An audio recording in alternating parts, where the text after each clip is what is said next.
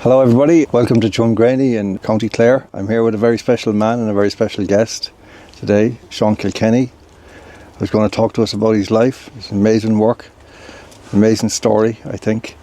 But before I get into that, Seán, I have to ask you about your fire. What is the fire?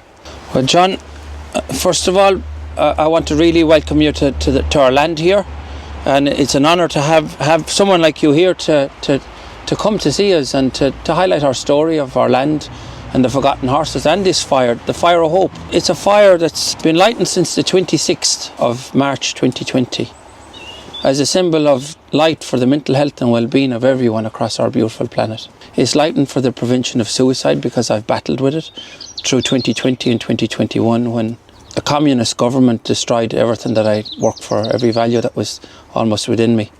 And it's lightened to send light and love and peace to the world because the earth needs peace. And it's lightened for everyone.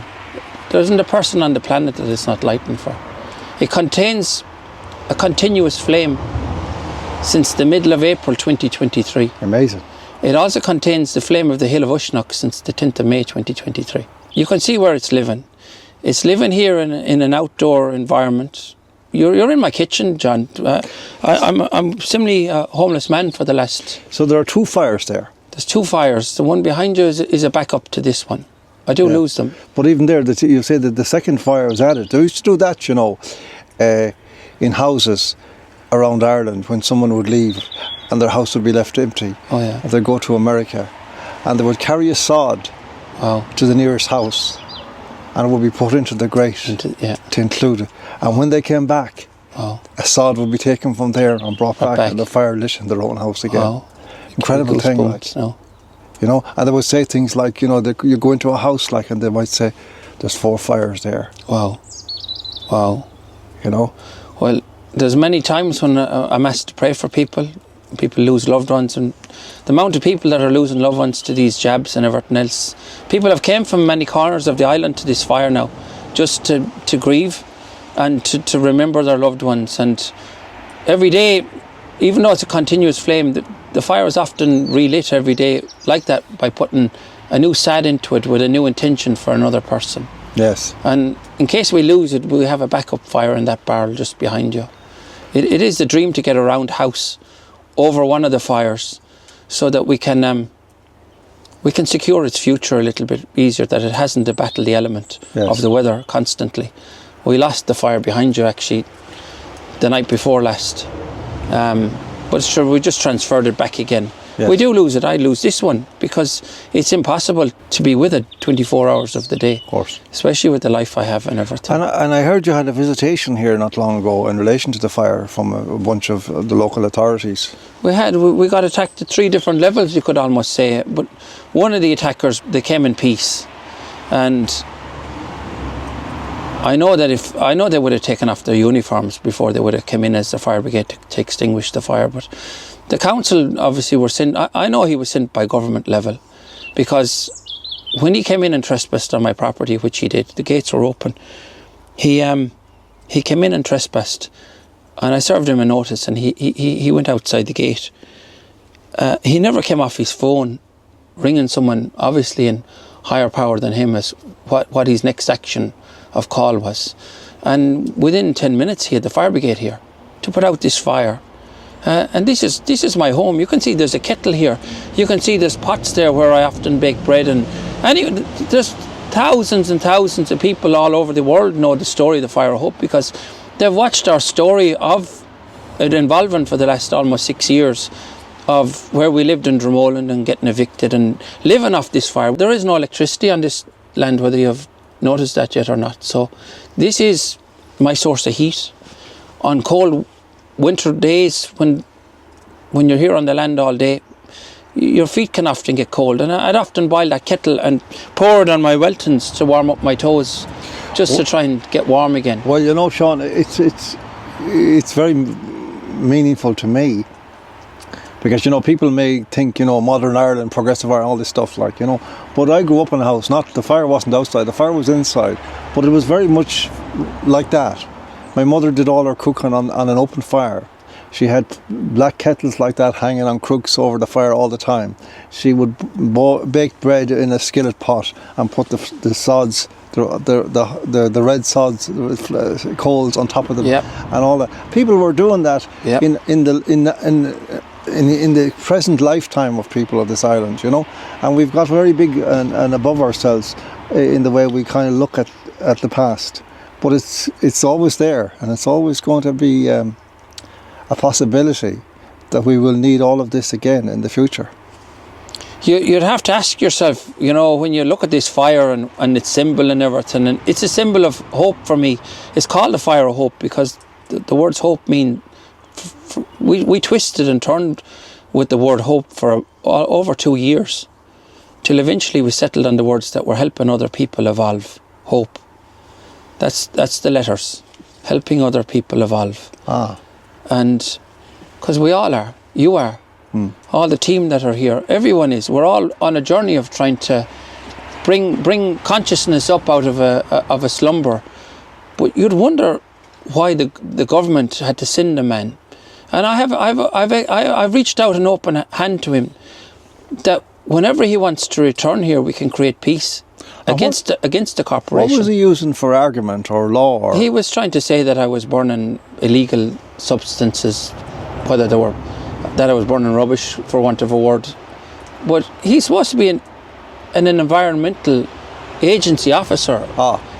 Well, sure, you can see that there's a stack of turf. Actually, it fell over with the rain.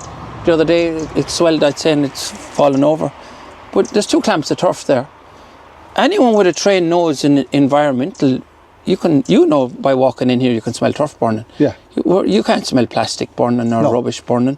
So if he knew his job, he would know that he didn't even have to. But he never engaged in a conversation of peace. He came on the attack straight away. Well, of course, it's like everything else in this country now, Seán, at an official level. Everything starts with a lie. Yeah, a lie.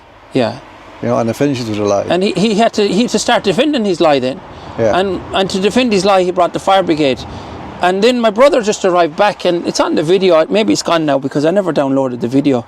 I put him on live. My brother came back in with the jeep, and we were moving bales for the horses. And he tried then to say that we assaulted him, or I assaulted him by closing my gate and creating a boundary. That's another trick. Yeah. So he tried. So then he now had the guards involved, where there was a standoff here for 4.5 hours while they waited for 2 hours for the guards to come. But the guards looked at the signs, which there's signs there for no trespass. Now, I'm well used to the guards. They have already arrested me here on this land for writing to a politician as to why he injected our people with trial experiment injections. And they turned that rhetoric into another lie called hate speech. Oh, yeah. Where they dragged me through the courts for 2 years and bound me to the peace. And that was quite one of the real deep parts of the journey at that time. And being bundled into a paddy wagon here, and they use hate speech as an argument. Well, the judge told me that if he got his way, that I should have been in Limerick prison indefinitely. And sounds like a great judge. And he tried his best to send me to Limerick prison, but I am protected by God. I know that for sure. I couldn't be where I am today without it. Seán, we spent the last 5 years, 6 years, listening to talk about hate speech, and they failed. They failed, yeah. To even define it. Yeah. And they failed to introduce it. The people actually, for once, stood up and said, no, it's not happening. And so what were they using in that? You see, it's lies all the time, yeah. And bluff. Yeah. Like in a lot of time, like even during the whole so-called pandemic, as they call it, that was all lies, but the pretense was sufficient to persuade the people, and that gave them the muscle to bully everybody, even though there was actually no basis behind it at all. Well, hate speech for me, it is real, and I have identified it that it is actually speech they hate. Yes. Because once you're speaking the truth, They turned that into anything. Yes. And what they were so desperate for at that time, they were really desperate for, was they thought they were going to get that new legislation passed. Yes. And they started kicking my case down the road. And they put it out for a month. And there was no direction from the DPP. And then they put it out another month, and another month, and another month, and another month. Till eventually the solicitor acting on, is he working on my behalf, or is he on, I don't know. It's because they play a game. It's all a game. Well, they're working for the court, and number one. You're working for the court. Yeah. So they're working for the judge, essentially. Yeah. It's a con. It's a con. To say that he's your solicitor. Yeah. He's not. He's not. He's there to bully you into accepting whatever the diktat of the court is. To make a deal. Yeah. Seán, like, tell me about yourself. Like, I mean, I know this is a big question, like, but where did you come from? You're from this locality, I know, but like, as the fella says, who are you? Born in County Mayo. Oh. In a lovely little village called Ballandine. Oh, I passed through it this morning. There's a lovely monument there. Well, 'tis a monstrosity, really. It's there across from Supermax. It's that big accordion. That's to an uncle of mine. My mother's sister's husband, Martin Donoghue. He was the founder of the DDAI, the Disabled Drivers Association of Ireland. And himself and my mother's sister, my Auntie Anne, they were the first two people to be married in the Basilica in Knock in 1970. And 10 years before that, to describe them, they would be called cripples. They were both disabled. And they fought. In 1974, when the year I was born, or around that time, they fought for the rights of disabled people to have equal rights. And they established the Disabled Drivers Association of Ireland. He had some kind of a rare disease or something. He was homeschooled. His hands were twisted a bit like that. But he could pick up everything from a saxophone to an accordion and play it. Go away. Self-trained. He taught all of South Mayo and all back that way to Castlebar and way out music. He adopted a most beautiful woman as a child, and she became the greatest teacher of music in Mayo to this day. All our children are All-Ireland champions at harp and every instrument that they touch, the concertina and everything. I mean, they were unbelievable. So they were next door neighbours of ours in a little road called Clunrain, a half mile out of Ballandine on the road to Irish Town. There's a grotto there. And geez, I often remember walking down there when the statues are moving. I was good at dancing. And that time there was no one to bring you nowhere. You had to make your own way. And I used to get a lift to Irish Town dancing, but you'd have to walk down and get the lift from there. They weren't picking you up at the door. So I suppose it hardened us to knowing that if you want to get on in life, you have to get on and do it yourself. But geez, I used to remember standing in by the statues and saying, if you're going to move, don't move this evening till I get the lift and get onto Irish Town out of the way. But the statues are moving. But 2 doors up the road from where we were born into a family there of Kilkennys, and my mother married my father, and they had 5 sons. And sure, the whole story of my father was the same story of most houses in Ireland at that time. An alcoholic, functional alcoholic that went to work in England and worked in the tunnels and worked everywhere. Worked everywhere where they should have, maybe, to protect their family and their children. But my mother raised us single-handedly on her own. She was a really strong, tough woman, and still alive today. But she doesn't see maybe some of the things that we see, you know, and she's been swayed by the government and by the propaganda and by the TV, and that's not speaking ill of my mum, because I love her with all my heart. Well, that's the dilemma we're all in. We're in a division of, you know. Yeah, where they've turned one against the other. They've brother against brother, each other. sister against brother, mother against son, and so on. I find that part of the journey probably among the toughest of it. I'm strong now that I don't cry about much, you know. I was so broken for a few years, but Michael D. Higgins' wife came from 2 doors up the road from us. Which, when we walked the horses to Dublin in 2020, on the 13th of July, they were 2 people we reached out to. One, because of Michael D's connections to Newmarket and Fergus and to Dromoland. And 2, because his wife was our next door neighbour. Those 2 on their own should be enough to have a bit of clout to say the government can help us feed 40 horses that needed food. But fuck, they closed, God forgive me for cursing, and I shouldn't be cursing.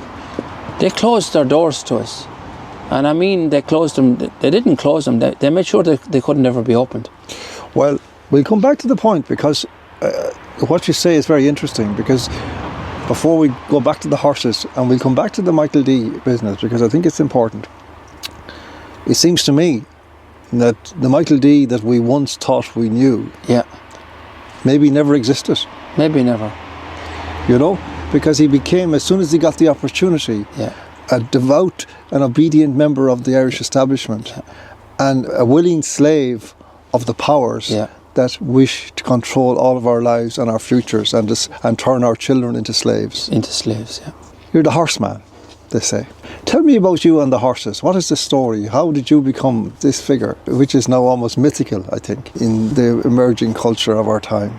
We moved on from Mayo when I was 11 years old, and my mother was one of the first people to stand against the church, believe it or not, and she decided she'd enough of a man that wasn't treating his children nor his wife fairly, and she took us to England in 84, 85 to get a divorce. She couldn't get one here, and it took about 3 years, and when she came back she wanted to be near her own mother, and her own mother at that time had gone against her because she couldn't see how she'd disbanded the church for the marriage, and my mother was strong. She must have been a very strong woman to be able to do that back then. Very unusual at that time. She was one of the strongest, and maybe that's where the rebel is still in us all from her. And when she settled, when we came back, she wanted to be near her own mother. And my grandmother's people, all my mother's people, come from Flagmount, from Slievenore, out the mountain of gold, out in Flagmount. And amazing the words they put on places years ago, that there's a mountain of gold. Just tells you what they've been hiding on us in front of our eyes, that we have a mountain that's called the Mountain of Gold. And so we ended up settling here in Ogunlow. I went to school, finished off school. I hated school. It's the only piece of paper in my whole life that I'm proud of, that I failed the Leaving Cert because I wasn't indoctrinated by them. And yet I've never asked anyone for a shilling in my life until we came to fighting for the forgotten horses, because we haven't been able to raise money. But I ended up in a career of hunt service, looking after foxhounds. And I ended up back in England on estates like the Duke of Beaufort at Badminton. I worked for the Guinnesses, the present descendants of the brewery. I worked in Mount Juliet with the Kilkenny foxhounds. I hunted the Clare foxhounds here for 6 seasons. And I had a beautiful life looking after hounds and horses, and I moved out of that. How much time did you spend in England? How long were you there? I was in England on and off almost 6 years, between being in school over there when I was young, because I was only 11 when I went there the first time. Then I went back to Badminton when I was about 26 or 7 years old. And what part of England were you in? I was in Scunthorpe the first time, Sunny Scunny as they call it. It's often known as a shithole, and anyone that's ever been there says it hasn't changed.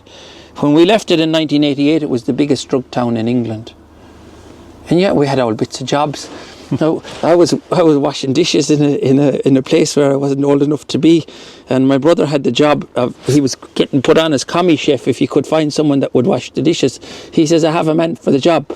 So, and we used to walk back across that town at night after our shift was over, 11 o'clock. He'd come later because he'd be prepping food for the next day. We used to walk back across that town. It was the biggest drug town in England, I learnt years afterwards, in 1988 when we left it. And yet we were trusted to come back across the town on our own at 11, 12 years old, 13 years old, after working a night to make a few bob. And when you came back then, and the horses then, at what point, what were you doing like? I trained, I worked in the farm down the road here, and I grew up with 2 old lads that were probably my biggest mentors in my life. I ended up minding a 91-year-old. Both had polio, totally independent to the whole world of everything, and they cared for each other their whole life until the COVID hoax came. And sadly, one, Tom, died in 2020, and Michal ended up, his family put him into the nursing home, which what did Tom it die broke of? my heart to see him going in there. What happened to Tom? Do you know what? I'm not sure, but I think he was giving up. I think the polio was just eating away at his leg. I think he was wearing away. Yeah, I think maybe he saw what was coming. You see, this is the thing, Sean. I think he might have seen what was coming. I know some people saw what was coming, and you know, like all of us, like, you know, that old pilot light that keeps us going. It can, if it starts guttering at all, Yeah. you're in trouble. Like, Yeah. and there's nothing, you know, can't stop it. can't stop it. You know, it's a terrible thing. Like when they bring that level of despair into a people, and give them no chance of speaking back, answering back, it's a shocking thing. But you and the horses, then, how does that come about?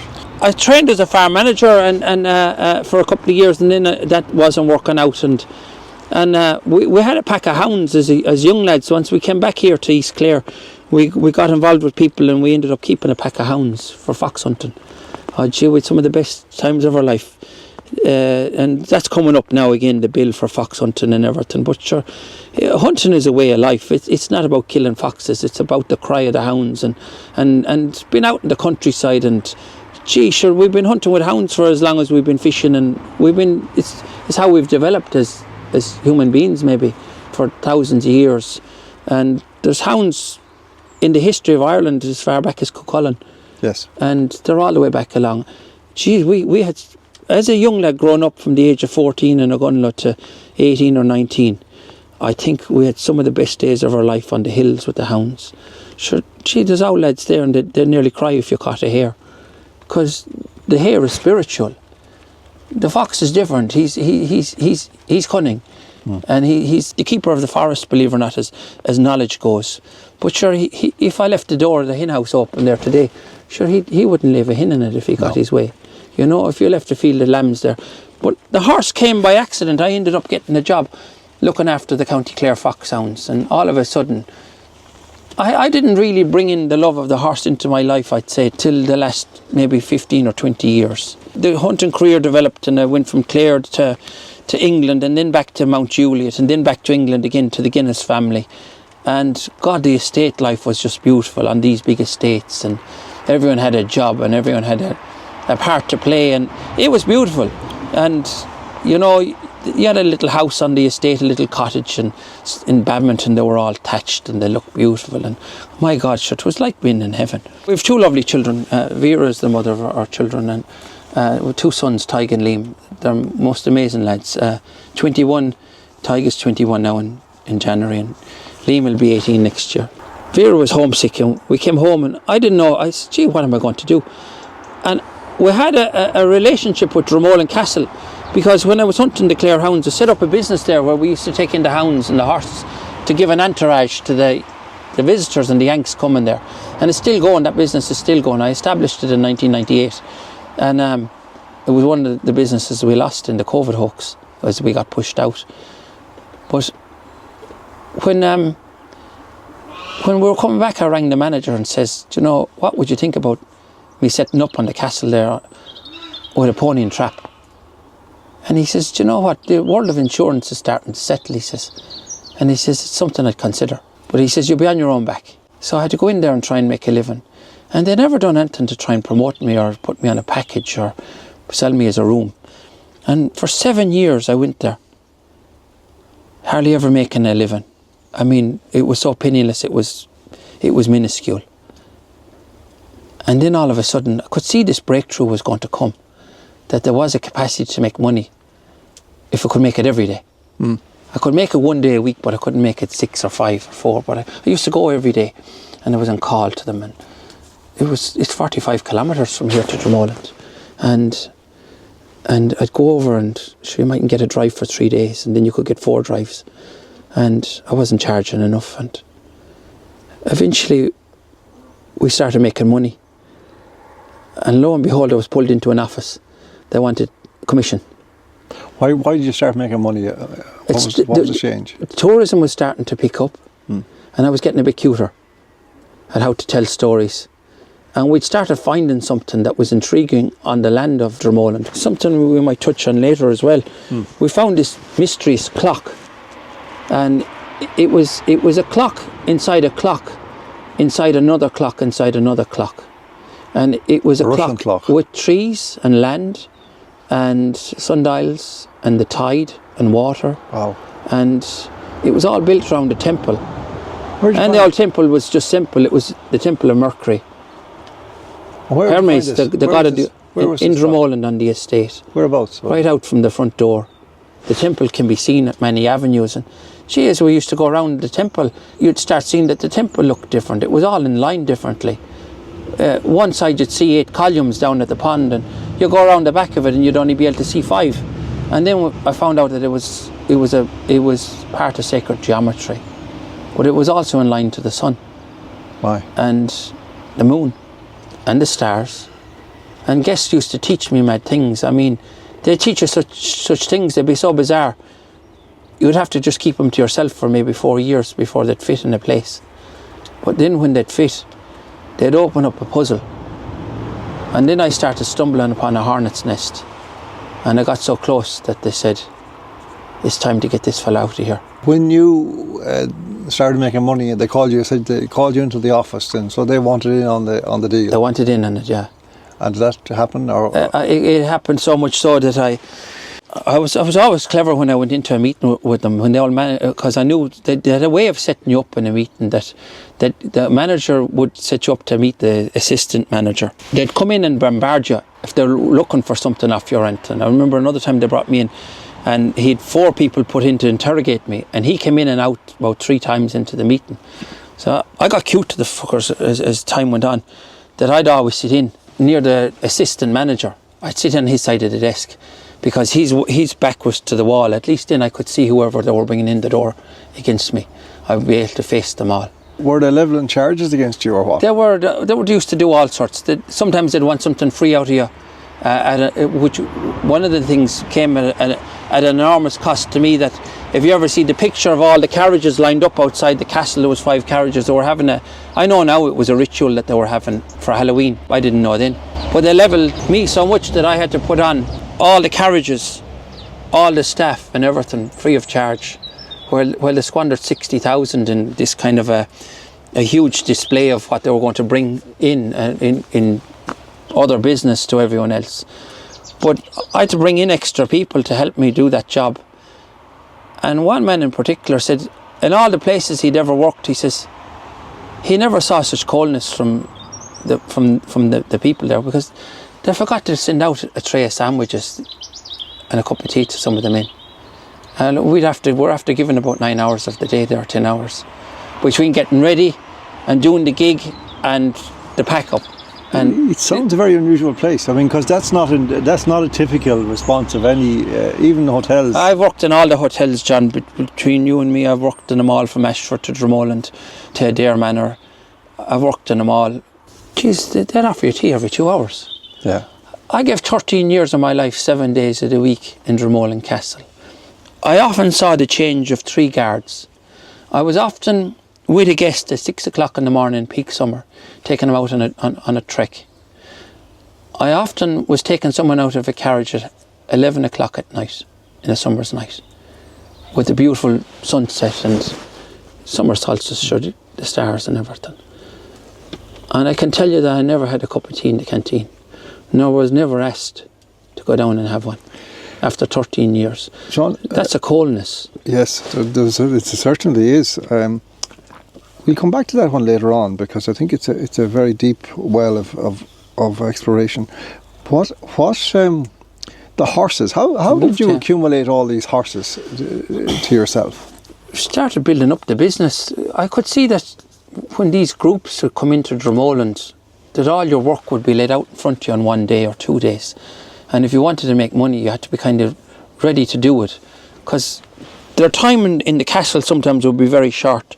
They'd come in and be groups. The private guest was the best one if you got him, because he was on a different tour of the island, and he was often looking for the heritage, and they'd be all diaspora, and they'd be looking to connect with stories and history. And I remember when I started there, they gave me a piece of paper with the history of the castle on it.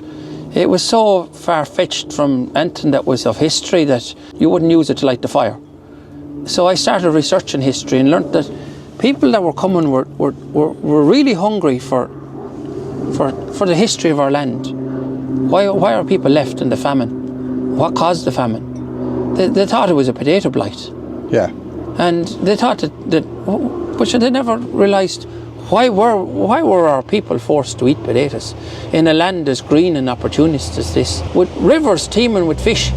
I mean, it's only in the last few years since this communist government took over all our waters that run so deep to rock on and rock all. We have the deepest fishing waters, and we have people like Timmy Dooley abroad representing the fishing people here. The whole system is so infiltrated. Our country should be teeming with fish. We should have people fishing for salmon with rods. It should be the biggest industry in the country.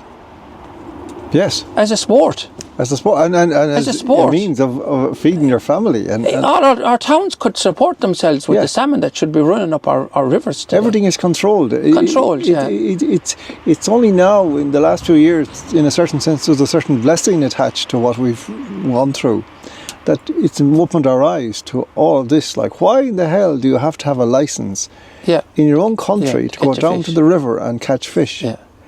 Who's entitled to demand that you have such a document? It seems to me that, you know, what you've done here in relation to the horses is an extraordinary personal crusade. I started getting a few more horses, knowing that the business had the capability of growing. I employed one person, and we had 2 carriages there, and the groups that come in, and sure, they might have only 2 hours between that and their dinner, or they'll be going out for, and they'd all want a carriage ride, and you could only do so much. But I said, gee, if I could have more units or bigger carriages. So I got passionate about what we're always passionate, no matter what we do. If it's only the fire of hope, we're passionate about whatever we do. And whatever we do, we go all at it. Never to fail. We don't fail at anything we do. We always bring success to everything we do. And we never give up. I don't know why. So I started finding that, God, if we could find nicer carriages, and I started getting nicer carriages, and I bought a few foals, and I said I'll have my own horses if I bring them along, and we got a few more horses. I had the vision then that if we could get introduced to horse riding, God, I said, sure, the horses could do both jobs. And the day someone doesn't want to go on a carriage, I could get them riding. So more and more horses started appearing out of all sorts of places. Some of them were half rescued, and I got them out of Ballinasloe and all sorts of places. But I started finding that the horses will always choose you, and then you'll end up with them. Give me an example. How would a horse find you? I was in Ballinasloe one day I'd bought a couple of horses, and I was on my way to go home. I was going back to Dromore, and I had a few trips lined for the evening, and I'm back in for one last walk around the fair. I said I'd get a bag of chips and say good luck to a few lads, and I was eating a bag of chips anyway, and these travellers came up with a little pony driving him, and there was about 3 or 4 of them on the back. You know the way they'd be in the back of this sulky. And sure, I was minding my own business, eating the chips anyway, and they arrived into the space where I was standing. Sure, I was admiring the pony more than anything else. And your man looked at me. He says, will you buy him? He says. And I says, yes, I won't. I says, I'm done buying. I'm actually going home. He says, you'll buy him. He says, he's cheap. He says, that's a good cob. And I says, no, I have no interest in him. So off he jumps anyway, and pulls the winkers off the pony to show me how quiet he was, that he'd stand there with the winkers off and the trap on, and the boy standing above in the back of him, or above in the back of the gig. And I says, what do you want for him? And he mentioned the price. I can't remember the price. It was only a couple of €100. And I says, no. I says, I'm done buying for the day. I'm finished. I'm actually going home. And I looked at the cob, and I said, Jesus, he might be a lovely little cob for the trekking and everything. He was a lovely pony in time for the children to ride. And next thing, he put back on the winkers anyway, and they were talking and they were bantering. And he says, sure, bid me for him. And I said, no, I have no interest in the cob. And next thing, the pony shook his head like this, and the winkers fell off down on the ground again. And he's there looking at me eye to eye. And he kind of says to me, buy me, you fucker, you buy me. Don't leave me here with these guys. I'm going home with you. And before I knew it, there was a banter going on to buy this pony. I bought him for, I don't know, I can't remember, only a couple of €100. But he ended up coming home with me, and he just walked into my space. But there was a better story of one called Nora, a mare that we have. I hadn't much money the same day. I actually had to empty out my whole pocket to buy her. She was in the fair in Spancil Hill. I'd spotted her early in the day, and she was a young mare, a 1.5-year-old. And the man asked me would I buy her, and geez, I was watching what few quid I had in my pocket, because the fair was always a great place where you might find a pair of carriage lamps to make the carriage better, or a new rug, or you might be looking for a couple of bits for winkers, or you'd be trying to buy a few little bits of straps or a bit of harness. And I had my mind made up about buying a horse. And I'd bought a few bits and pieces. And I kind of had spent out. And this mare, every time I went into the fair green, she was always there. Always standing right beside where I'd be. And at the end of the evening, I was still at the fair. And I was going back to Drummond again that same evening to do a job. Someone booked in for 6 o'clock or something to do a drive. And same story, I was eating a bag of chips. I must be a thing as I'm leaving the fair. And I was above the chip van eating a bag of chips.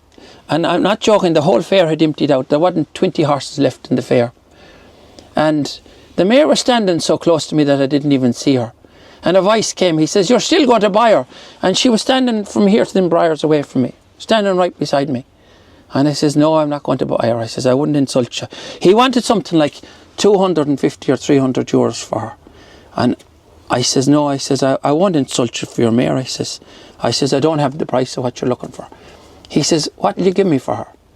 I says, "I'll give you what's in my pocket." And he emptied out everything that was in my pocket, which was 170 euros. And she came home with me. I think it might be the chips, Sean. What do you think? And the two lads, the lads that bought him, my brother owned the pub in the village that time, Newless, Chuckney. Tony Marsh, God be good to him, was alive at the time. And I said, "Geez, I've no business buying her. I'm going back to Drummond and working." He says, "I'll bring her home for you." And he brought her home and put her back into the yard here. And the 4 lads that were involved with the mare, they went into my brother's pub and ate 4 steaks and drank a couple of pints, and they left, I'd say, more than the price of the mare below. They just weren't going home with her. But I don't know whether it is the chips or whether it is a divine law. They seem to find, I have stories about all the horses, but the chips are Nora is a remarkable mare. I mean, she's one of the most remarkable. The horses taught me an awful lot. I didn't really open to the horses till COVID came. And how many horses had you at the time of COVID? We had 40. 40? Yeah, to survive on a PUP payment. And what happened then? I mean, like, what did this mean when you saw what was happening? What was your first? Sure, they weren't horses, they were my family. When you work all day of the week with a horse all day, and you harness him and rub him down at night and wash him and clean him, he's not a horse. He's your best friend. He's your working colleague. Sure, he knows everything about you, and you learn that you know everything about him. I've listened to you, Sean, and I think that you're actually saying something much deeper than might immediately come across. You're saying that you have a relationship with horses that is very similar, maybe, or not similar, but as strong as your relationship, communication with human beings. Would that be right? Sure. Suppose the humans don't have a soul, John. They're either blocked or they can't feel their soul. Every horse that's on this planet has a soul. They have a radiance of 2 miles. They say they have a frequency that runs out for beyond 2 miles. They can feel a vibration. My horses knew you were coming today before you ever knew you left home. I was with these horses this morning at 3 o'clock. I fed them all. We came off a gig last night, and I find it hard to sleep. I find it hard to sleep because of the attacks from the government. I find it hard to sleep because we work day and night. One day goes into the next now, trying to feed them and care for them. So we came off a gig last night at 11:30. I sat down in the chair. I fell asleep for 2 hours, and I woke and I came into the yard to tend to the fire. I was here at 2:30 this morning. I stayed here for an hour. I fed the horses. I scraped down the yards. And they feel everything. They know you. They know everything. I can speak a language with them without speaking a word. And I've learned this. I can bless COVID in so many ways because it has taught me so much about me. It's taught me so much about this beautiful planet that we live on. It's taught me so much about God. It's taught me so much about our country and how beautiful it is, and how many beautiful people we have here that are fighting endlessly against the system of lies. And their lies can't hold anymore. They're self-imploding now. We went to buy a pony one night for my son. He was young at the time, Liam. He wanted another pony for hunting, and a man told me he had a pony. We went down and we bought him in the field at 9 o'clock at night, brought him home. And we said, what do we call him? And we didn't know what to call him. And we twisted and turned, and the election was going on in America at the time. And we said, sure, we're not going to call him Clinton. And he got the name Trump. And he's a red little pony that's inside there in the yard. He's one of our smallies. And he's kind of like, he's like our peace commissioner in there. He's very high up in rank with the horses that are in there. And that man, Donald Trump, in 2020, I started seeing that he was calling out stuff with governments and the COVID hoax, and he has a way of talking in a different language. Not everyone gets him, because he talks in codes. He talks in riddles sometimes, and they mock him so that he can expose him further down the road. And I suppose he's been one of the biggest inspirations in my life for the last 6 years, because he keeps telling us never to give up, never to give in, never surrender, never quit what's right. You've got to keep pushing through it, keep going forward, no matter what it is. And he says you can change your game plan a little bit. Maybe we haven't changed our game plan because we've never given up on the horses. The amount of people that wanted me to sell these horses, from my own family to all sorts of people close to me and outside of my circle.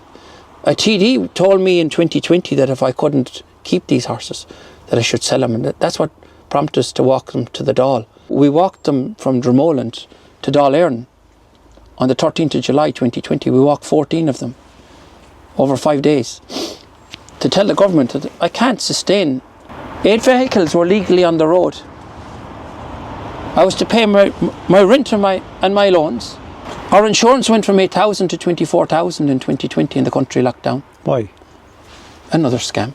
Sure, this is how. If you want to attack Anton in the countryside nowadays, like the Donkey Derby at Spancil Hill Fair, you just pull the insurance or make it so untenable that you can't pay it, and then it just lets another thing slip out of our communities, out of our way of life, out of our heritage, yes, out of our country. So they were attacking.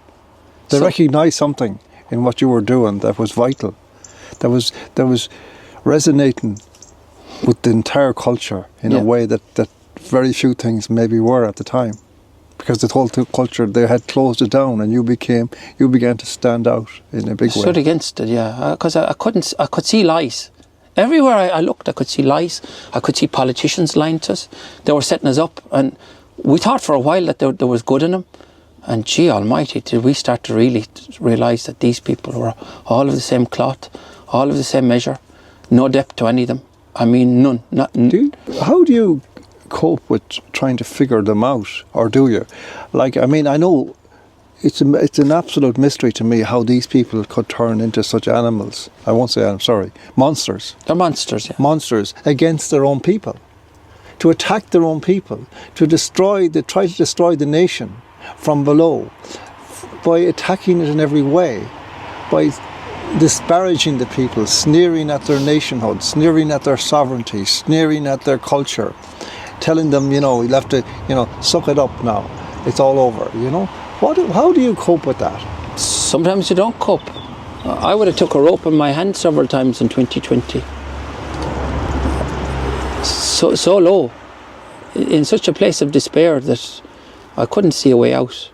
I remember one night, and should I mention his name? He's the man that sent 5 Gardaí here and arrested me and bundled me into a thing, so I've stopped using his name, but his name is Cathal Crowe.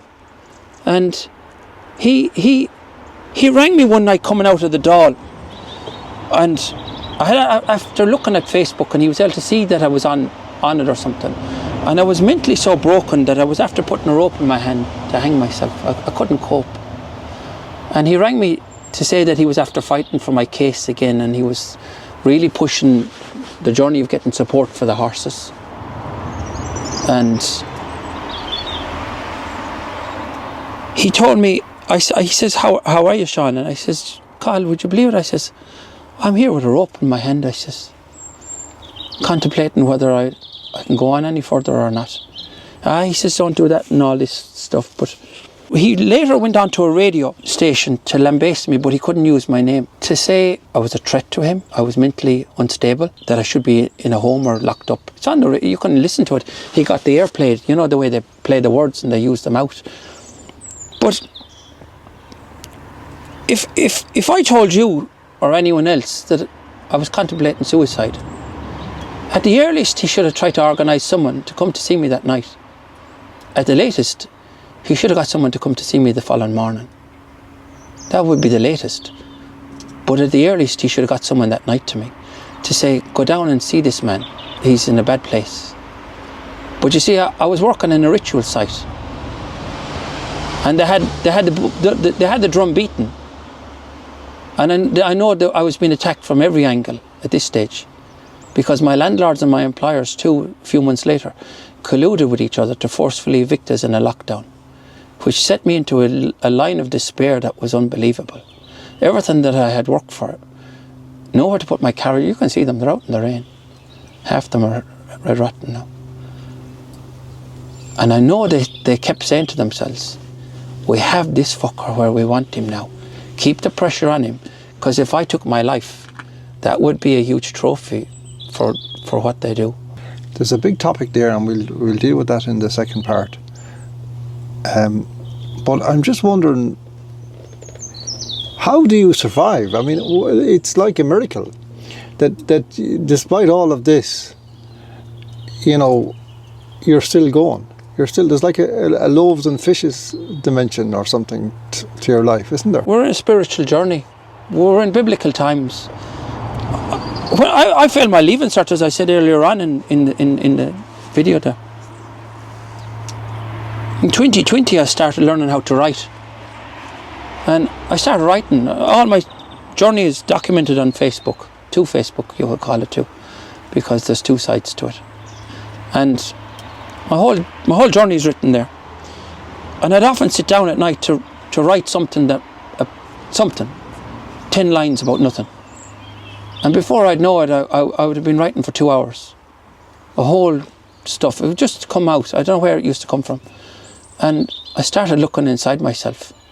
And I really turned back into... I've always been in connection with God. Actually, when I was young in Ballandine, I had a calling to go to the priesthood. And then I started seeing these people are raping young boys. How can you turn to these people to teach you anything? So I could see there was a double standard of everything that the church was doing. And through 2020, I really started to look inside myself to God. And then when I put my trust in Him, I realised that there was nothing that couldn't be fixed. There's no journey, no matter how dark it is, that you couldn't find a bit of light come out of it. But there's good and bad in all of us. Satan runs inside every one of us somewhere. That's that subconscious mind that keeps telling us to do the wrong thing over the right thing, and God asks you to find the spiritual side of things, the peace, the love, the kindness, the act of gratitude, and out of it, I realise no matter how hard they attack us, they can't get to Him, because if you don't let Him into your soul, and they can't get into my soul. They've tried to get into it at every level, and they still can't get into it. What's the prognosis now for the horses? What is your plan, or what do you hope to will come about in order to... How serious is the situation? You're at Éire's greatest equine education, training and heart healing centre here. Every one of those words that I've used, they have to be broken down individually with a comma behind every one of them. They're all individual words. Because this is Éire, this is the land of Eru. This is the sacred land of sacred geometry. It's the Holy Land. Everyone on the planet tries to claim an Irish ancestry. Trump is the only one that has never claimed Irish, because he has it from the Hebrides, our same people. We're the old Druids, the Celts. We're the most spiritual people that was probably ever on the planet.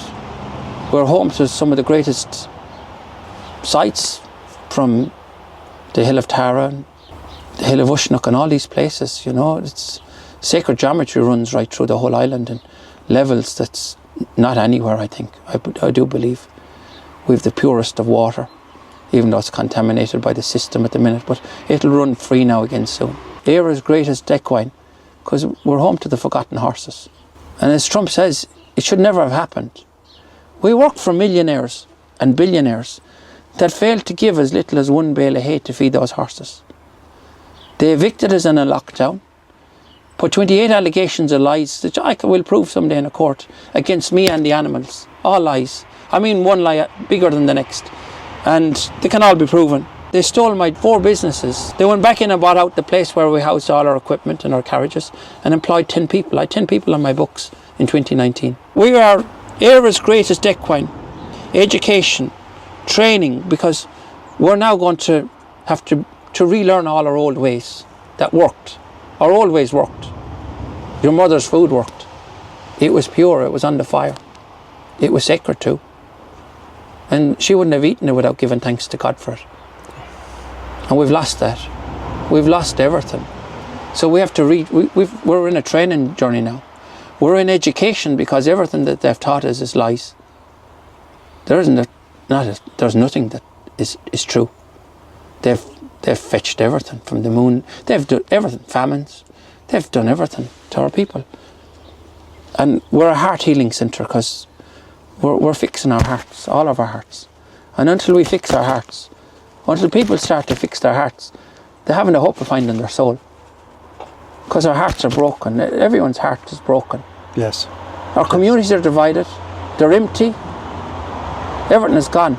I've never seen anything in my life like the change in the Irish people in the last few years, Seán. Yeah. Do you see that? Yeah, it is so prevalent now, it's unbelievable. And a lot of it, a lot of it was, you can say whatever you like about drink driving and everything else, but they attacked the pubs for the last 15 years.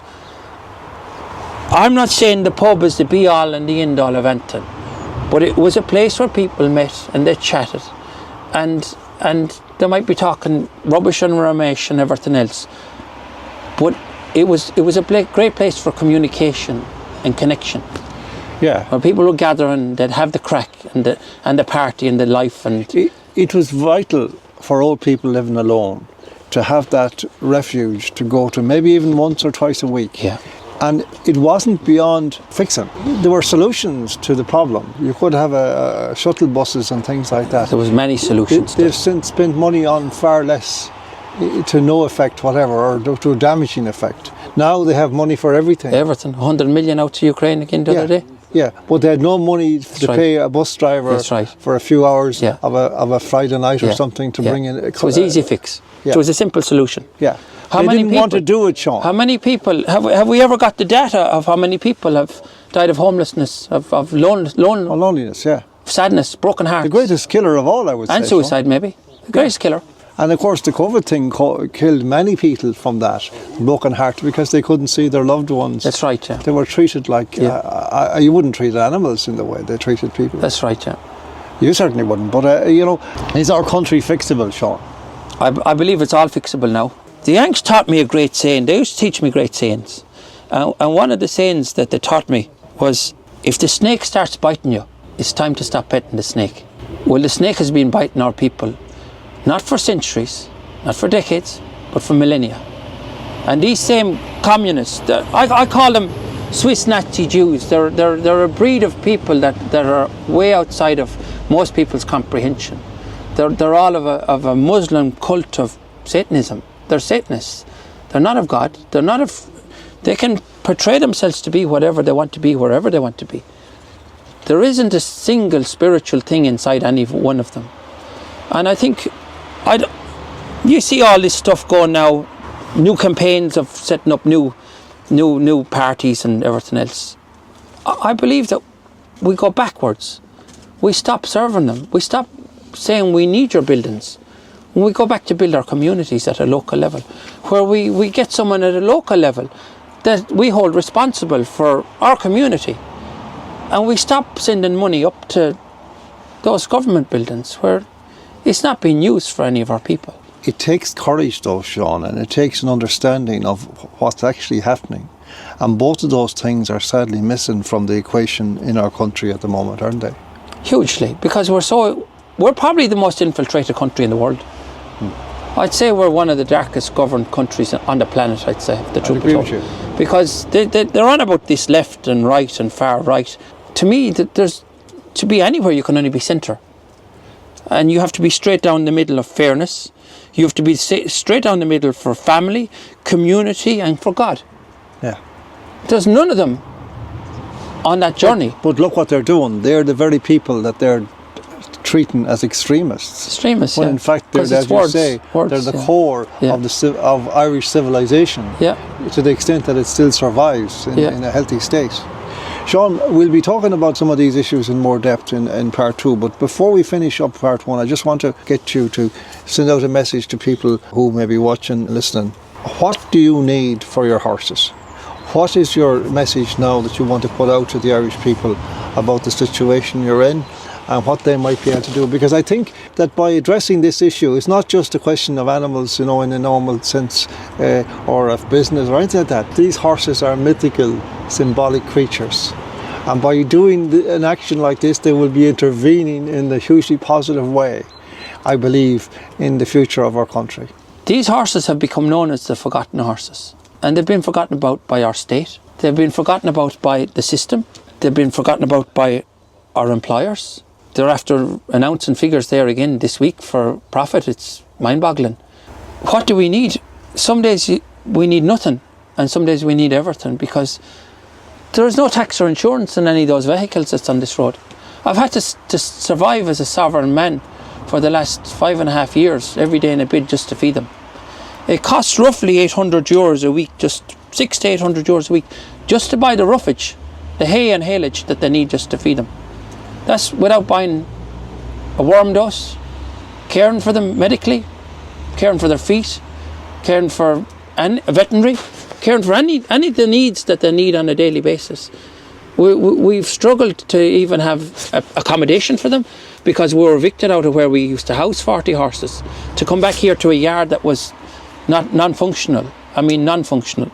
Without my family, without my brother Paul, we would have failed. We wouldn't have been able to keep these animals.